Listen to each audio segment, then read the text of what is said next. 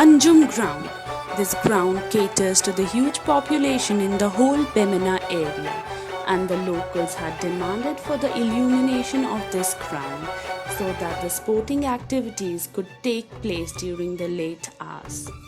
The illumination of this ground has been completed at the cost of 1.5 crore.